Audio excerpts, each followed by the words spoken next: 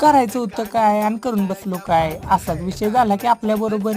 तर रामराम मंडळी, मराठी होमी ब्लॉगमध्ये मी आपल्या सर्वांचं पुन्हा एकदा स्वागत करतो. तर आज झालं असं की सकाळच्या पारी आपल्याला रूटला जायचं होतं.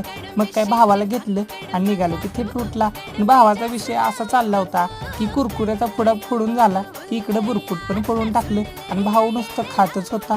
भावाला म्हणलं भावा तुझा विषयच नाही. तिथून थेट गेलो पंपावर. जसं भावानं खाऊन घेतलं तसं गाडीला पण काहीतरी चाललं पाहिजे. मग काय गाडीत पेट्रोल टाकून घेतलं आणि थेट घराकडे आलो. घराकडे आल्याबरोबर घरच्यांनी इकडे चपात्या केल्या होत्या. मग काही मला सांगितलं आम्रखंड पण घेऊन ये.